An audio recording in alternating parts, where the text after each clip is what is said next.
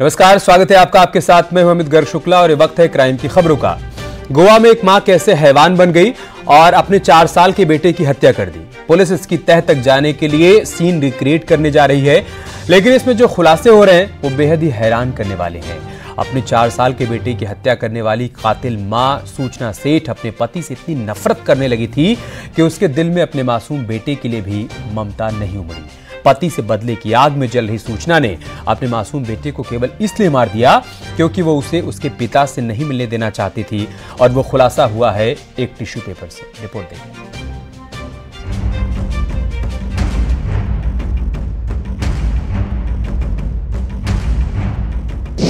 एक कंपनी की सीईओ सूचना सेठ इस महिला को अपने ही बच्चे की हत्या के आरोप में गोवा पुलिस ने गिरफ्तार किया है और 6 दिनों की कस्टडी रिमांड पर लेकर पूछताछ की जा रही है।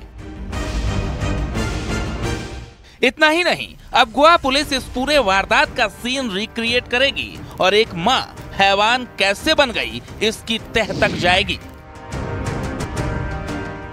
ये कहानी बेहद खौफनाक और हैरान करने वाली है। एक मां अपने 4 साल के मासूम बेटे का कत्ल करती है, 24 घंटे तक शव के साथ रहती है, फिर लाश को बैग में पैक करती है, फिर एक कैब में बैग रखकर करीब 550 किलोमीटर लंबे सफर पर निकलती है। लेकिन इससे पहले वो अपनी मंजिल पर पहुंचती कैब ड्राइवर अचानक गाड़ी को एक पुलिस स्टेशन पर ले जाता है। पुलिस के मुताबिक आरोपी महिला सूचना सेठ ने कथित तौर पर गोवा के केंडोलिम स्थित अपार्टमेंट में अपने बेटे की हत्या कर दी और शव को एक बैग में भरकर टैक्सी से कर्नाटक ले गई। बेटे के शव के साथ करीब 550 किलोमीटर का सफर तय किया, लेकिन अपने मंजिल पर पहुंचने से पहले वो जेल पहुंच गई। 8 जनवरी को महिला को कर्नाटक के चित्रदुर्ग से गिरफ्तार कर लिया गया। जब पुलिस मामले की तफ्तीश में जुटी तो रोज नए नए खुलासे होने लगे। पुलिस के मुताबिक बच्चे का शक्ल पिता से मिलता था, जो महिला को मंजूर नहीं था। पुलिस को एक टिश्यू पेपर पर इंग्लिश में लिखा एक नोट भी मिला है, जिसे फाड़कर महिला ने लाश वाले बैग में रखा था। 8 टुकड़ों वाले इस नोट में लिखा है, मेरा पति काफी वॉयलेंट है, बच्चे को अच्छे मैनर्स नहीं सिखाता है, किसी भी हालत में बच्चे की कस्टडी पति को नहीं देना चाहती। इस नोट के मिलने के बाद गोवा पुलिस ने आरोपी महिला का साइकोलॉजिकल टेस्ट भी करवाया है। देखिए, अभी प्रिलिमिनरी डेज हैं रिमांड के, और अभी तक जो हमारे इन्वेस्टिगेटर्स ने मुझे बताया है कि जो एक्यूज्ड है वो इन्वेस्टिगेशन में कोऑपरेट नहीं कर रहे हैं, बट हम उनको वो जो साक्ष्य हमें मिले हैं, सीन ऑफ ऑफेंस है, टैक्सी ड्राइवर का स्टेटमेंट है, होटल वाले का, तो हम इन सभी चीज़ों को उनको कॉन्फ्रंट कराएंगे और हम किसी न किसी निष्कर्ष पर पहुंचेंगे। क्योंकि जब अक्यूज्ड कस्टडी में होता है तो हमारे पास 90 दिन होते हैं चार्जशीट बनाने के, इन्वेस्टिगेशन को कंप्लीट करने के, मोटिव एस्टैब्लिश करने के और किसी लॉजिकल निष्कर्ष पर पहुंचने के लिए। चूँकि ये अपने आप में एक पेचीदा केस है कि एक मदर के द्वारा अपने बच्चे की हत्या का मामला है। पुलिस के मुताबिक जिस अपार्टमेंट में महिला रुकी थी वहां कप सिरप की 2 खाली बोतलें मिली। पुलिस को शक है कि उस महिला ने हत्या करने के पहले बच्चे को कप सिरप की भारी खुराक दी थी। गोवा पुलिस ने इस मामले में एक चाकू, 2 कप सिरप की बोतल, एक लाल बैग भी बरामद किया है। फिलहाल पुलिस मामले की जांच कर रही है और सीन रिक्रिएट कर इसके तह तक जाने की कोशिश में जुटी है। Bureau report, news 18।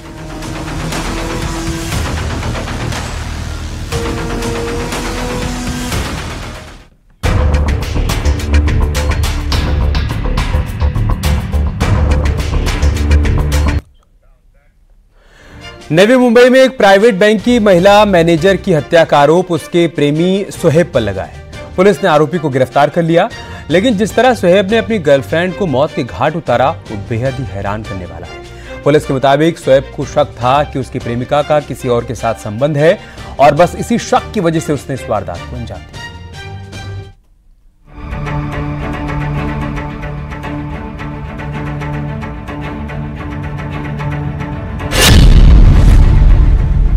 बर्थडे मनाया, फिर कर दिया कत्ल।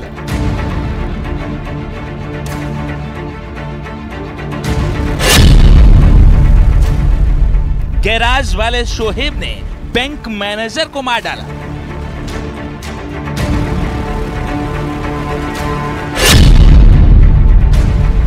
अवैध संबंध के शक पर अमित कौर की हत्या। नाइट आउट पर ले गया, जन्मदिन मनाया, फिर गला घोंटकर गर्लफ्रेंड की हत्या कर दी।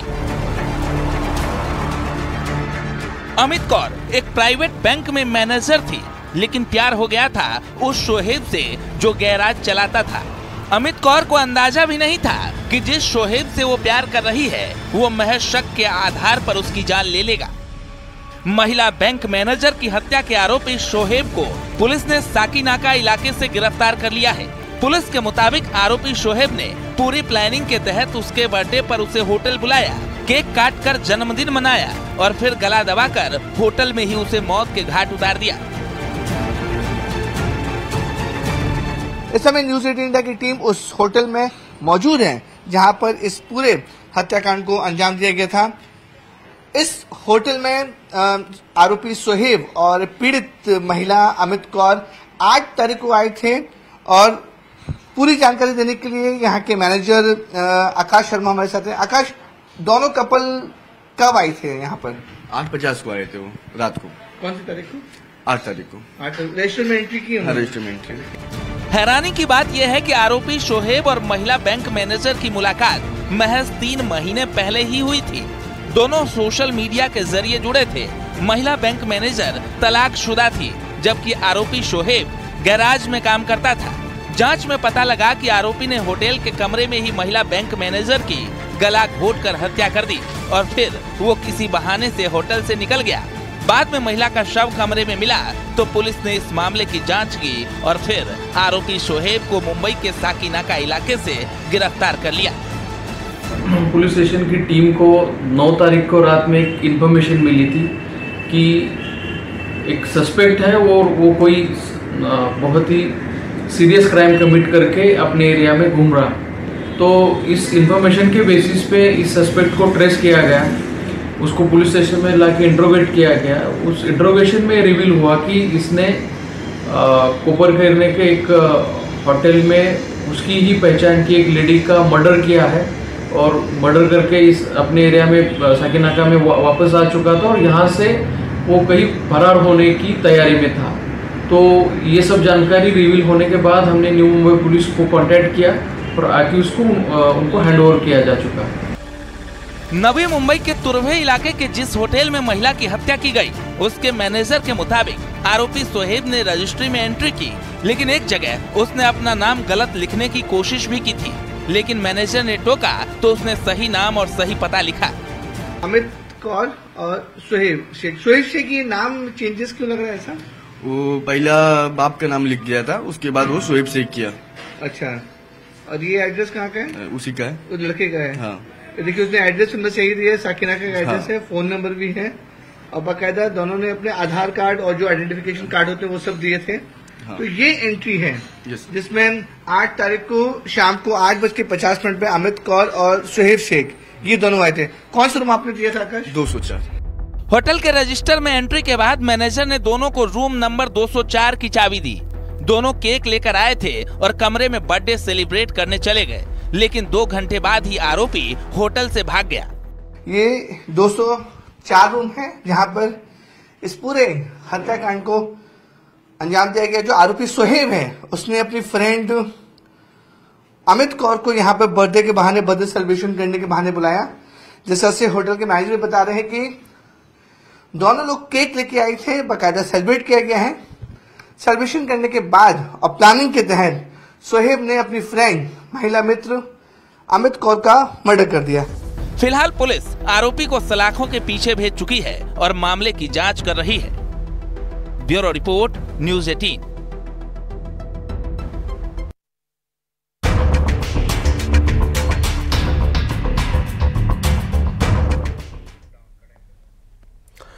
बरेली में लव, सेक्स और धोखे का मामला सामने आया है, जहां पर लड़की का आरोप है कि उसके प्रेमी ने शादी का झांसा देकर उसके साथ रेप किया और अब किसी और से शादी करने जा रहा है। पीड़िता ने एसएसपी से मामले में न्याय की गुहार लगाई है। क्या है पूरा मामला, रिपोर्ट के जरिए आपको दिखाते हैं।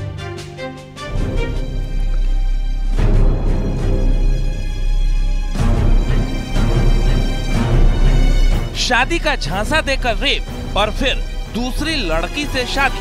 लव, सेक्स और धोखा जैसी ये कहानी है बरेली की, जहां एक लड़की ने अपने प्रेमी पर ये गंभीर आरोप लगाए हैं। उसने मेरे साथ धोखा किया, मेरे साथ सब कुछ किया, 5 साल से रह रहा है और अब शादी करने के लिए मना कर रहा है। 8 दिन तक मुझे अपनी वाइफ की तरह रखा। आरोपों के मुताबिक पीड़ित लड़की का उसके प्रेमी से पिछले 5 साल से प्रेम प्रसंग चल रहा था। दोनों एक ही कोचिंग में पढ़ते थे। पहले तो दोस्ती थी, लेकिन धीरे धीरे दोस्ती प्यार में बदल गई। फिर प्यार परवान चढ़ा और दोनों एक दूसरे के होने के दावे कर शारीरिक संबंध बनाने लगे। लेकिन मामले में नया मोड़ तब आया जब 5 साल बाद लड़के के परिजनों ने उसकी शादी कहीं और तय कर दी, जिसके बाद आरोपी लड़के ने भी उससे शादी से इनकार कर दिया। वो मना कर रहा है। उसकी मम्मी को भी सब पता है, पापा को भी। उसकी मम्मी ने मुझे पैसे भी दिए थे, नेक दिया, बोले अब तुम हमारी बहू बन गई, हम शादी कर लेंगे, और मुझे घर भेज दिया। अब मैंने जब शादी के लिए बोला, उन्होंने उसका रिश्ता कहीं और कर दिया। 20 तारीख को उसकी शादी तय कर दी। 20 जनवरी को आरोपी लड़के की शादी कहीं और होने जा रही है, जिसको लेकर पीड़िता ने एसएसपी से न्याय की गुहार लगाई। एसएसपी ने आरोपी प्रेमी के खिलाफ एफआईआर दर्ज करने का थाना पुलिस को आदेश दे दिया है। पैसे ले लो और हमारे लड़के का पीछा छोड़ दो, इतने हम पुलिस को देंगे, इतने तुम्हें दे देंगे, तुम ले लो। 40 लाख दे रही है मुझे, और मुझे जान से मारने की धमकी दे रही है। पीड़िता और उसके परिजनों के मुताबिक आरोपी उसके परिवार को जान से मारने की धमकी दे रहा है।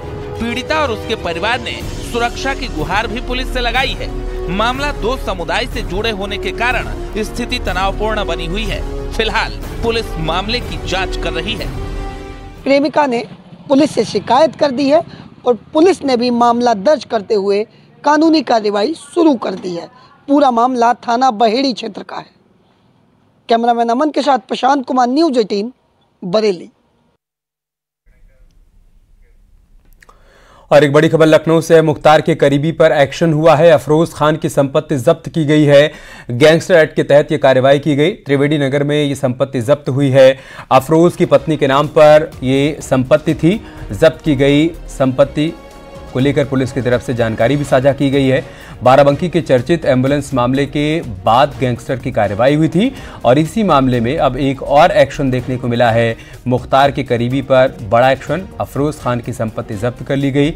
गैंगस्टर एक्ट के तहत ये कार्रवाई की गई है। त्रिवेणी नगर इलाके में संपत्ति जब्त की गई है। अफरोज की पत्नी के नाम पर यह संपत्ति दर्ज थी।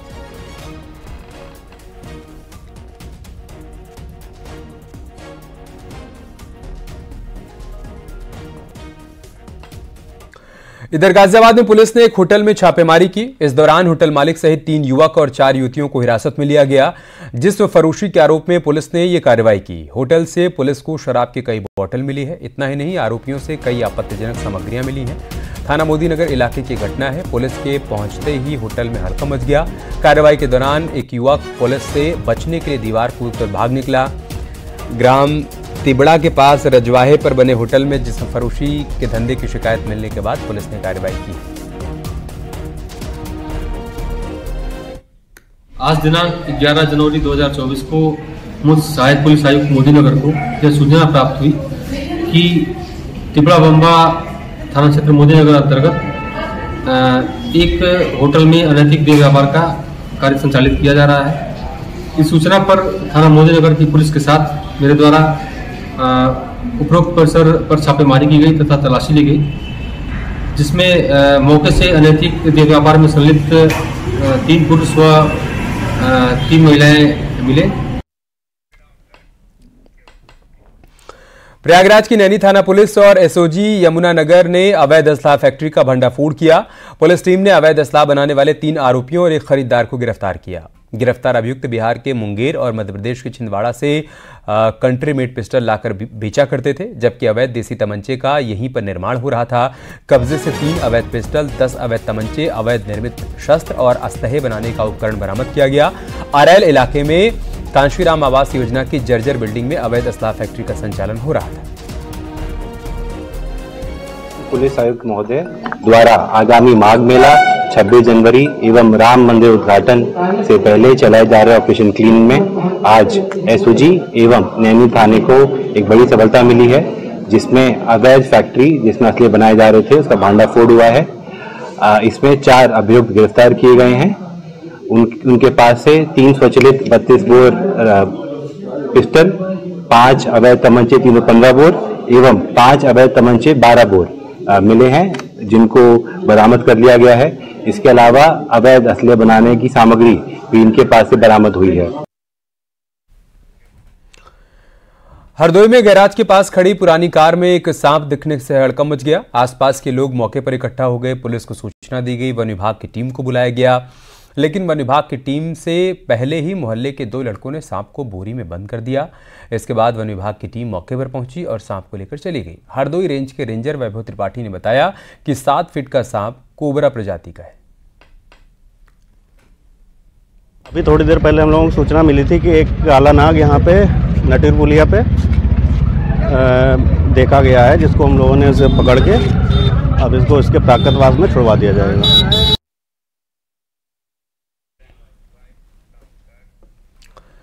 कासगंज में एक मासूम की हत्या से हड़कंप मच गया। 12 साल के बच्चे की सरिये से मारकर हत्या कर दी गई। ये मामला नदरई चौकी के पास का है। मृतक हिमांशु प्राइमरी स्कूल में कक्षा 8 में पढ़ाई करता था। घर में मां से ये कहकर गया था कि खेलने जा रहा हूं, और देर रात तक जब हिमांशु वापस नहीं लौटा तो परिजनों ने उसकी खोजबीन शुरू की। बच्चे का शव निर्माणाधीन एक मकान से बरामद किया गया। कल दिनांक 11 जनवरी 2024 की रात्रि में प्रभारी निरीक्षक कोतवाली कासगंज को एक सूचना प्राप्त हुई कि कोतवाली थाना अंतर्गत नदरई क्षेत्र में आर्यावर्त बैंक के थोड़ा आगे एक अधबने मकान की क्षतिग्रस्त सीढ़ियों पर एक करीब 13 वर्षीय बालक हिमांशु का शव पड़ा हुआ है। इस सूचना पर प्रभारी निरीक्षक कोतवाली कासगंज, क्षेत्राधिकारी नगर और उच्चाधिकारी गढ़ के द्वारा जाकर घटनास्थल का निरीक्षण किया गया। जो मृतक है बालक, उसके शव का जो चोटें हैं उनका सूक्ष्म परीक्षण किया गया। बदायूं में गाली देने का विरोध करने पर युवक की पीट कर हत्या कर दी गई। पीटने से युवक गंभीर रूप से घायल हो गया था। उसे मुरादाबाद के अस्पताल में भर्ती कराया गया, जहां इलाज के दौरान उसने दम तोड़ दिया। ये मामला इस्लाम नगर थाना क्षेत्र का है। पूरे मामले पर मृतक की मां ने गांव के 6 लोगों पर आरोप लगाया है। मृतक की मां के मुताबिक गांव के ही मान सिंह और उसके परिवार के लोग हमारे बेटे से गाली गलौज कर रहे थे और इसी दौरान इन लोगों ने मारपीट की और बेटे के सिर पर वाइपर से हमला कर दिया, जिससे उसकी मौत हो गई। घटना में मान सिंह समेत 6 लोग शामिल थे। मुकदमा दर्ज कर लिया गया है। कार्रवाई की जा रही है।